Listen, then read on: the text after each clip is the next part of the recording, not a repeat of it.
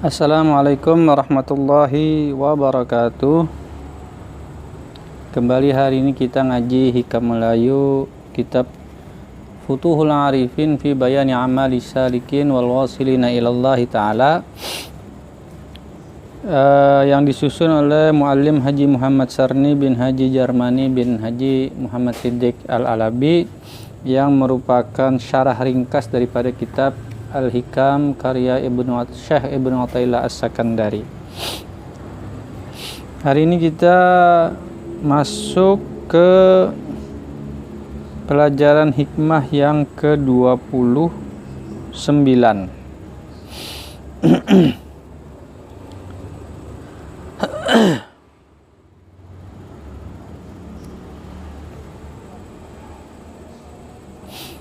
Terakhir kemarin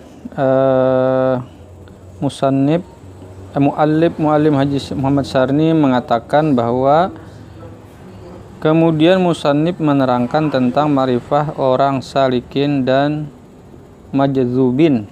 Nah, ini kita akan masuk ke penjelasannya di dalam hikmah yang ke-29. Bismillahirrahmanirrahim. Alhamdulillahirabbil alamin wassalatu wassalamu ala sayyidina wa nabiyyina Muhammadin wa alihi wa ashabihi ajma'in. Qala al-muallifu rahimahullah ta'ala wa nafa'ana bi ulumihi wa bi ulumi aslafihi fid dharain. Amin. Syattani baina man yastadillu bihi aw yastadillu alaih. Al-mustadillu bihi arafal haqqa li ahlihi fa athbatal amra min wujudi aslihi wal istidlalu alaihi min adamil wusuli ilaihi wa illa famata ghaba hatta yastadilla alaihi wa mata ba'uda hatta takunal atharu hiya allati tusilu ilaihi. Ini agak sedikit kalimatnya agak sedikit rumit, agak bernuansa filsafat. Jadi menurut musannif Syekh Ibnu Athaillah dalam terjemahan Muallim Haji Muhammad Sarni, jauhlah perbedaan antara orang yang menuntut dalil dengan Allah atau menuntut dalil atasnya. Jadi ada perbedaan antara orang yang menuntut dalil dengan adanya Allah atau yang menuntut dalil atas adanya Allah. Orang yang menuntut dalil dengan dia ialah orang yang telah kenal akan dia. Orang yang menuntut dalil dengan Allah, dari yang pertama lah, ialah orang yang telah kenal akan dia. Artinya dia adalah orang yang kenal akan Allah. Karena dialah wujud yang sebenarnya. Karena Allah itu adalah wujud yang sebenar-benarnya. Maka ia tetapkan yang selain Allah itu karena menilik kepada yang wajib ada, dan mengambil dalil dari lainnya kepada mengenal Allah karena ketiadaan sampai kepadanya. Kalau tiada demikian, tak perlu lagi menuntut dalil untuk mengenalnya. Dan manakala ia jauh sehingga adalah bekas-bekas perbuatannya, itulah yang menjadi dalil kepada mengenal Allah. Jadi ini tentang perbedaan orang yang mengenal Allah dan orang yang tidak mengenal Allah. Orang yang mengenal Allah menurut musannif, dia berdalil dengan Allah, tidak menuntut dalil atas keberadaan Allah. Jadi ia kenal Allah sehingga apapun saja yang dipertanyakan orang atau dipertanyakannya atau menjadi kebingungannya, dikembalikannya kepada Allah, bukan mencari dalil atas adanya Allah. Ini penjelasan Muallim Haji Muhammad Sarni demikian. Aulia Allah itu ada dua bagian. Aulia Allah itu dua bagian, terdiri atas dua bagian. Yang pertama muridin atau salikin, orang yang berhajat atau orang yang berjalan di jalan Allah. Mereka pada ketika suluknya terdinding dengan Tuhannya, karena dia masih memandang aghyar yang selain Allah yang menjadi pengganggu atau gangguan bagi, atau menjadi dinding bagi keberadaan Allah itu sendiri, dan akwan, karena ia hanya memandang kepada aghyar dan akwan, memandang kepada ciptaan, kepada yang selain Allah. Dengan memandang kepada selain Allah itu sampai ia kemudian berpikir kepada Allah, kayak gitulah kurang lebih lah. Maka dengan memandang akwan lah dia dapat mengenali Tuhannya. Nah kayak gitu. Jadi salikin atau muridin itu matanya atau fokusnya tertuju kepada akwan atau aghyar, ciptaan, apa yang nampak oleh mata. Dari yang nampak oleh mata itu, apa yang terekam oleh indera, itulah kemudian menuntut akalnya untuk mencari, sehingga kemudian sampai kepada pengenalan akan Allah. Itu wali yang pertama. Yang kedua adalah muradin atau majzubin. Jazab lah, jazab dalam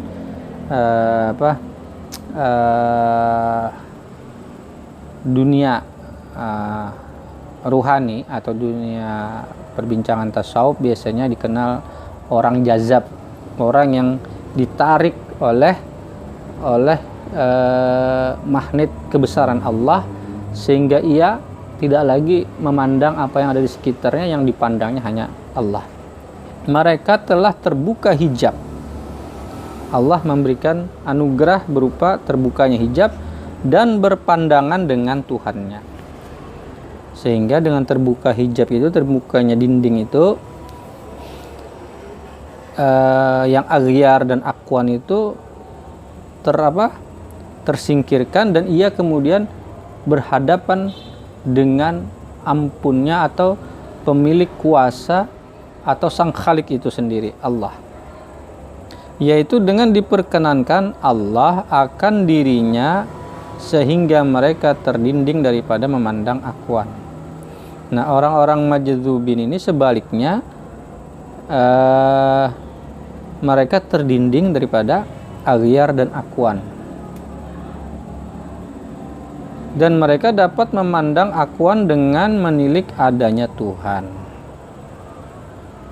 Arti majdzub, nah ini mu'allif menjelaskan tentang pengertian majdzub, yaitu orang yang diambil Tuhan dengan tiba-tiba dan dirinya kenal mereka, dan dirinya Allah kenal mereka akan dirinya. Orang yang diambil Tuhan dengan tiba-tiba dengan dirinya kenal mereka akan dirinya. Jadi orang yang disingkapkan oleh Allah, dinding antara Allah dengan dirinya, sehingga ia langsung berhadapan-hadapan dengan kekuasaan Allah, dengan kebesaran Allah, sehingga yang bukan Allah tidak lagi nampak di dalam pandangannya. Maka dengan itu kenallah ia akan Tuhannya dengan berpandangan, dan terdinding dia dengan akwan semuanya. Ahli jazab ini adalah dari orang yang salik. Artinya mereka juga orang yang pada awalnya menuntut ilmu berjalan di jalan Allah, di jalan menuju ma'rifatullah. Itulah yang terbanyak. Nah, yang terbanyak daripada orang salik juga, artinya orang yang menjalani suluk. Sedikit sekali dari orang yang tiada melalui suluk lebih dahulu, seperti nabi-nabi dan rasul-rasul. Nah, nabi-nabi dan rasul-rasul itu kan Allah langsung bukakan hijab bagi mereka, bahkan tanpa mereka belajar sekalipun, tanpa mendapatkan warisan pengetahuan dari gurunya misalnya seperti itu, mereka langsung paham, langsung ma'rifatullah. Karena apa? Karena kuasa Allah, karena anugerah Allah. Ini satu hikmah bagi kita, bahwa apapun yang Allah kehendaki, jika ia berkehendak, kun fayakun. Idza arada syai'an ayyakula lahu kun fayakun. Tidak ada yang mustahil bagi Allah. Orang bodoh langsung pintar bisa, orang pintar pun bisa kemudian dicabut seketika pengetahuannya. Dan orang yang terdahulu majdzub ini, dia akan kembali lagi menjadi orang yang salik.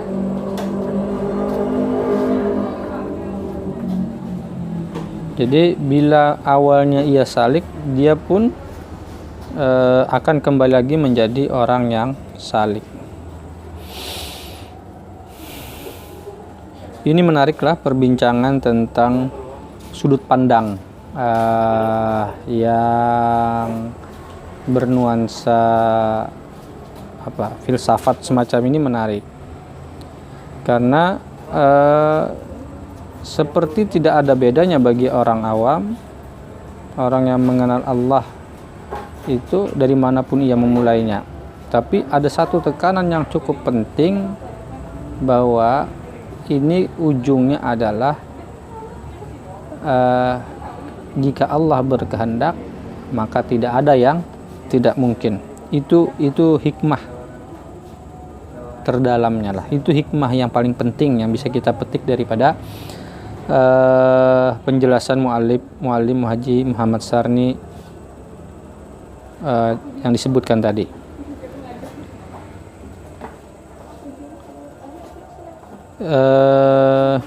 Saya kira itu dulu hari ini.